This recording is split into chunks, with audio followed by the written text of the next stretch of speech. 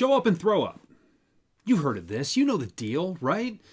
It's where the very moment that you get any kind of an audience with a prospect who might even look like a decision maker, you dump all your product knowledge, all your information, and your very best sales pitch right in their lap. And then you say, what do you think?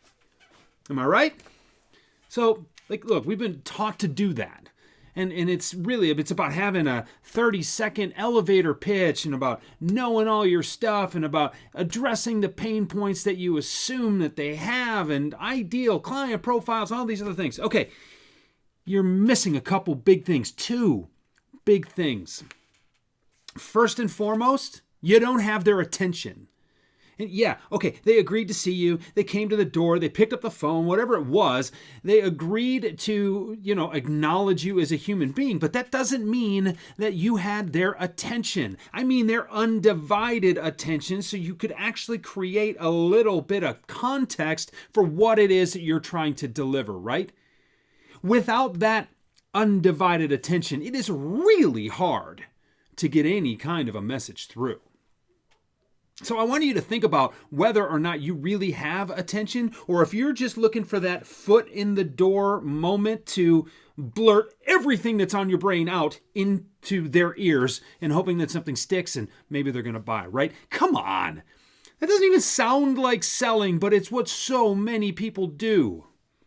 I want you to think about that. And I want to tell you a brief story about something that I changed early in my sales career that fundamentally altered the amount of success that I had after I did it. And when I sold door to door, because that's what you do when you sell medical devices, I stopped pitching when I saw people. I don't even like the word pitch, and I was one on the baseball diamond for a long time. But I stopped pitching because I didn't think it was landing well. I didn't think there was a good mix there. It certainly wasn't working for me, and I thought something was missing, and that attention is exactly what was missing. So when I was selling door to door, instead of delivering a pitch, I asked for a meeting. And sometimes my prospects would say, no, Jeff, I've got a minute for you right now. Come on by. And I said, you know what? I will trade you a minute now for 10 minutes next week. Because regardless of your manners, your etiquette, your willingness to see me right now, I know you got some other things going. Really, I'm willing to wait if you can give me your undivided attention just for a few minutes at a later date. It seems counterintuitive, but why are you in such a hurry? Take the attention. It's worth it. When I started doing that, I had clearer expectations. I was able to prepare for the meeting, had clearer expectations of the meeting. I could set the expectations of my prospect for the meeting, and we could come up with mutual action plans because we weren't distracted by so many things going on around us. Game changer. I want you to try it. I'm going to encourage you to try it. I'm going to challenge you to try it. The second thing, and look, you've seen me talk about discovery before. You've read what I've written about discovery before. The discovery process creates the necessary tension and context that you need in order for that pitch to land. I mean, okay, would you deliver your pitch to somebody who, would you deliver your pitch to like a cousin at a family event? Would you just show up and throw up all over them and expect them to know what to do with it? Why do you expect your prospect to know what to do with it? They're totally caught off guard by you, and you're dumping all this information on them, and they don't even hear the first half of it because they're trying to make sense of what you're doing right in front of them.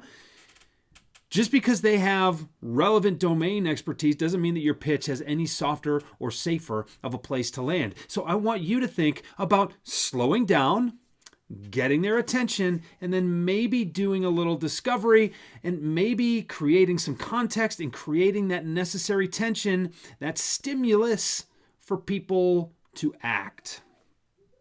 Now here's a pro tip for you. I want you to think about leaving your sales deck at home.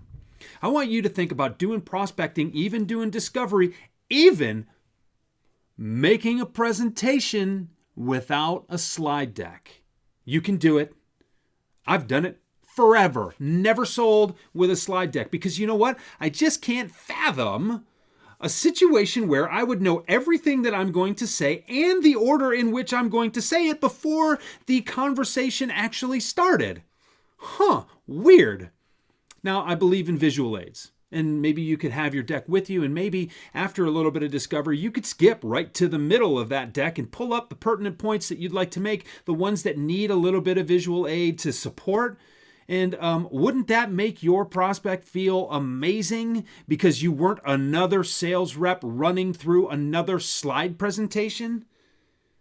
Think about the ways that you can just differentiate yourself, not just with your product, but the way you sell your product. Think about the ways that you can really connect with your prospect. Really hard to make a prospect connect with you if you don't have their attention in the first place. And if you are just going to run through your stuff and throw it at them, then I want you to think about the potential impact that you can make. It's not that big. You can do better. I want you to rethink what you're doing. I want you to do better. And I know you can.